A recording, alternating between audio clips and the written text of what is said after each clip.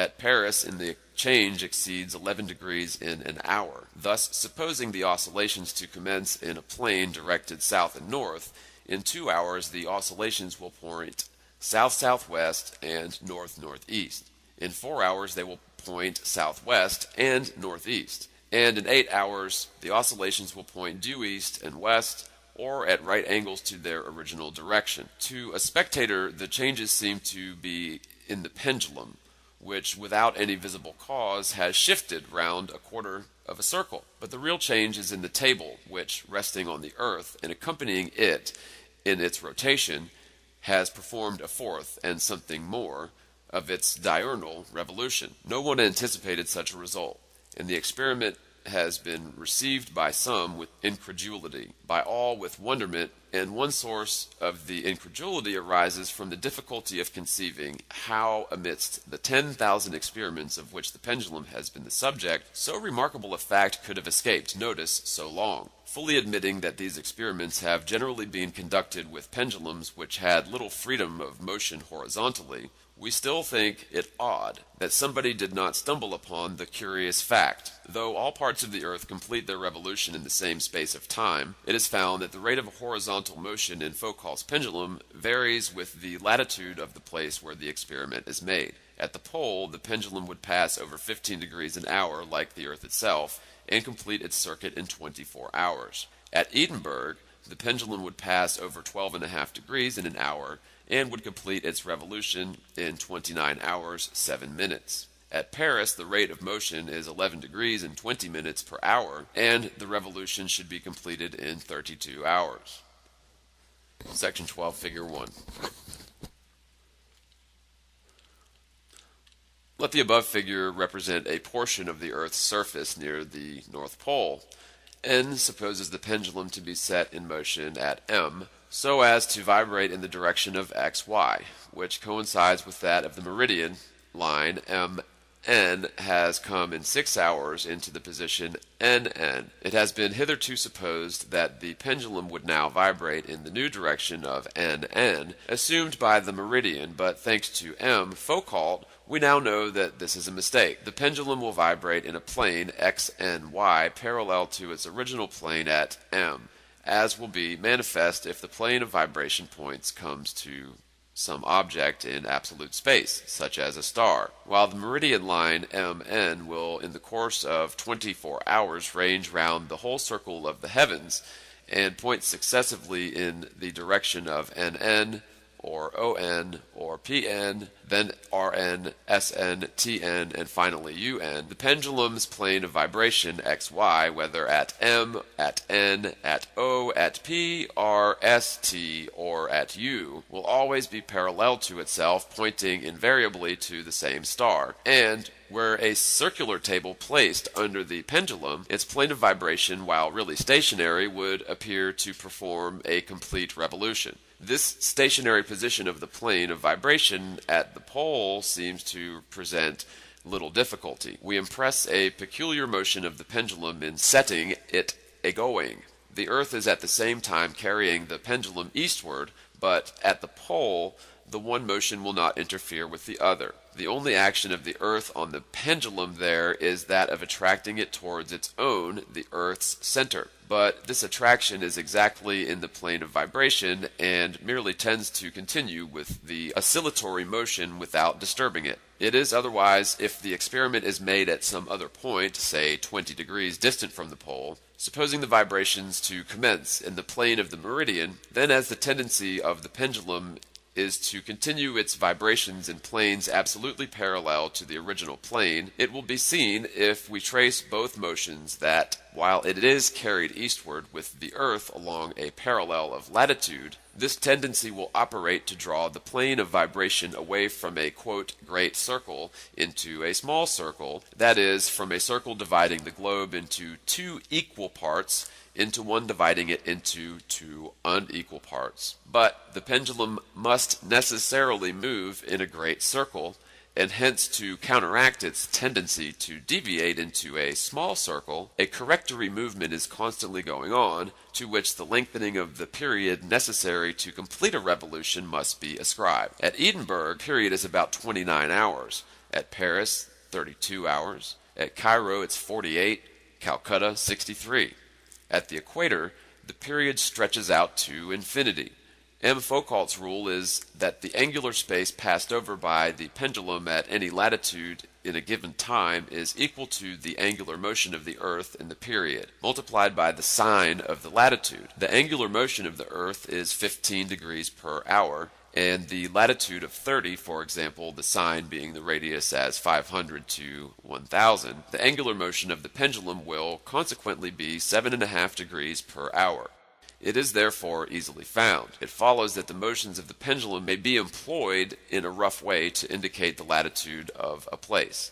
End quote. Notwithstanding the apparent certainty of these pendulum experiments and the supposed exactitude of the conclusions deducible therefrom, many of the same school of philosophy differed with each other, remained dissatisfied, and raised very serious objections to both the value of the experiments themselves and to the supposed proof which they furnished of the Earth's rotation.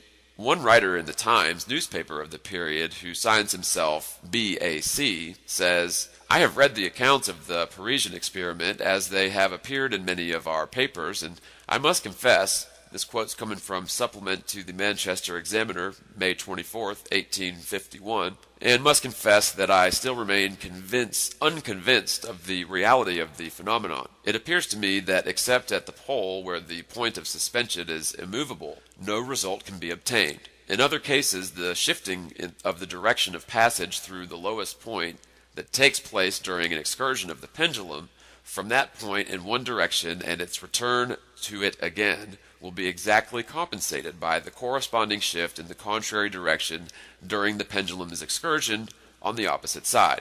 Take a particular case.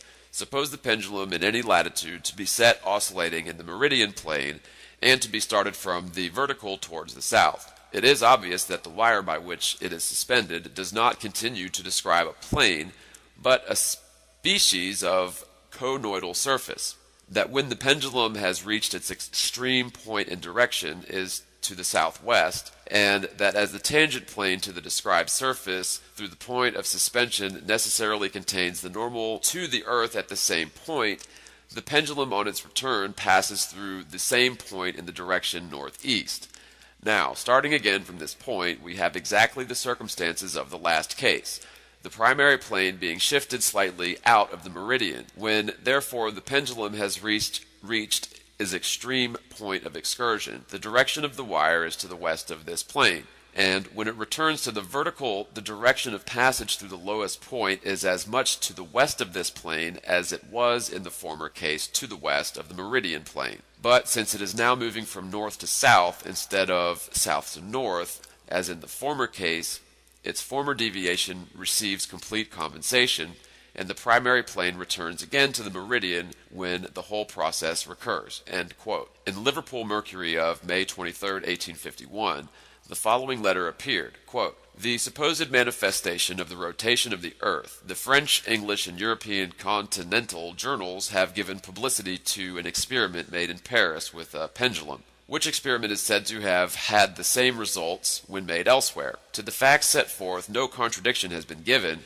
and it is therefore to be hopeful that they are true. The correctness of the inferences drawn from the facts is another matter. The first position of these theorists is that in a complete vacuum beyond the sphere of the Earth's atmosphere, a pendulum will continue to oscillate in one and the same original plane. On that supposition, their whole theory is founded.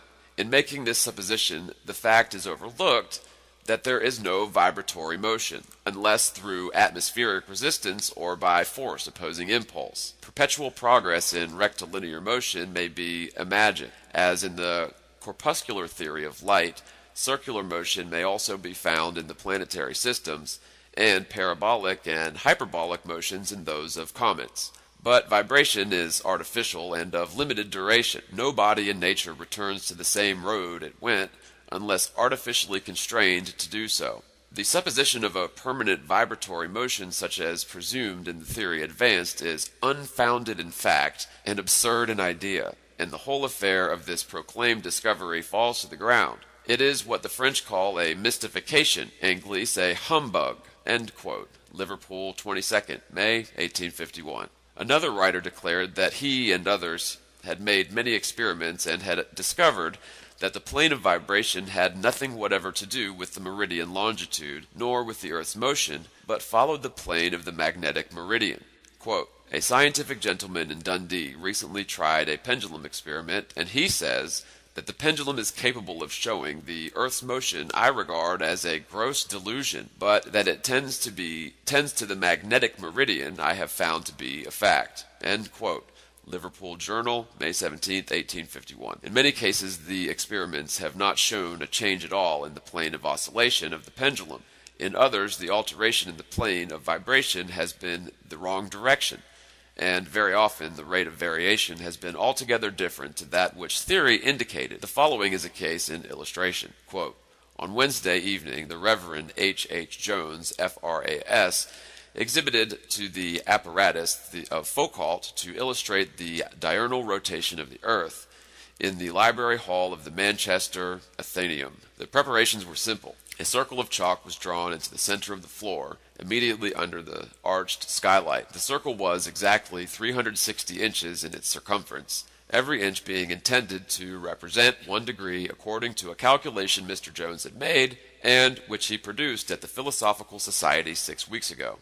The plane of oscillation of the pendulum would, at Manchester, diverge about 1 degree in 5 minutes, or perhaps very little less. He therefore drew his circle exactly 360 inches around, and marked the inches on its circumference. The pendulum was hung from the skylight immediately over the center of the circle, at the point of suspension being 25 feet high. At that length of wire, it should require 2.5 seconds to make each oscillation across the circle. The brazen ball, which at the end of a fine wire constituted the pendulum, was furnished with a point to enable the spectator to observe the more easily its course. A long line was drawn through the diameter of the circle, due north and south, and the pendulum started so as to swing exactly along this line, to the westward of which, at intervals of 3 inches at the circumference, 2 other lines were drawn, passing through the center. According to the theory, the pendulum should diverge from its original line towards the west, and at the rate of 1 inch or degree in 5 minutes. This, however, Mr. Jones explained, was a perfection of accuracy only attainable in a vacuum, and rarely could be approached where the pendulum had to pass through an atmosphere subject to disturbances. Besides, it was difficult to avoid giving it some slight lateral bias at starting. In order to obviate this as much as possible, the steel wire was as fine as would bear the weight, 1/30th of an inch thick, and the point of suspension was adjusted with delicate nicety. An iron bolt was screwed into the framework of the skylight. Into it a brass nut was inserted. The wire passed through the nut, the hollow sides of which were ball-shaped in order to give it a fair play, and at the top the wire ended in a globular piece, there being also a fine screw to keep it from slipping. Note: the pendulum was gently drawn up to one side at the southern end of the diametrical line, and was attached by a thread to something near. When it hung quite still, the thread was burnt asunder, and the pendulum began to oscillate to and fro across the circle. End note. Before it had been going on quite 7 minutes, it had reached nearly the 3rd degree towards the west, whereas it ought to have occupied a quarter of an hour getting thus far from its starting line, even making no allowance for the resistance of the atmosphere. End quote. Besides the irregularities of so often observed, the time and direction of the pendulum vibrations, and which are quite sufficient to render them worthless as evidence of the Earth's motion, the use which Newtonian astronomers made of the general fact that the plane of oscillation is variable was most unfair and illogical. It was proclaimed to the world as a visible proof of the Earth's diurnal motion, but the motion was assumed to exist and then employed to explain the cause of the fact which was first called a proof of the thing assumed. A greater violation of the laws of investigation was never perpetrated. Is made. At the pole, the pendulum would pass over 15 degrees an hour like the Earth itself, and complete its circuit in 24 hours. At Edinburgh, the pendulum would pass over 12.5 degrees in an hour and would complete its revolution in 29 hours, 7 minutes. At Paris, the rate of motion is 11 degrees and 20 minutes per hour, and the revolution should be completed in 32 hours. Section 12, Figure 1. At Paris, the change exceeds 11 degrees in an hour. Thus, supposing the oscillations to commence in a plane directed south and north, in 2 hours the oscillations will point south-southwest and north-northeast. In 4 hours they will point southwest and northeast. And in 8 hours the oscillations will point due east and west, or at right angles to their original direction. To a spectator, the changes seem to be. Let the above figure represent a portion of the Earth's surface near the North Pole. N supposes the pendulum to be set in motion at M, so as to vibrate in the direction of XY, which coincides with that of the meridian line. MN has come in 6 hours into the position NN. It has been hitherto supposed that the pendulum would now vibrate in the new direction of NN, assumed in the pendulum, which without any visible cause has shifted round a quarter of a circle. But the real change is in the table, which, resting on the Earth and accompanying it in its rotation, has performed a fourth and something more of its diurnal revolution. No one anticipated such a result, and the experiment has been received by some with incredulity, by all with wonderment, and one source of the incredulity arises from the difficulty of conceiving how, amidst the 10,000 experiments of which the pendulum has been the subject, so remarkable a fact could have escaped notice so long. Fully admitting that these experiments have generally been conducted with pendulums which had little freedom of motion horizontally, we still think it odd that somebody did not stumble upon the curious fact. Though all parts of the Earth complete their revolution in the same space of time, it is found that the rate of horizontal motion in Foucault's pendulum varies with the latitude of the place where the experiment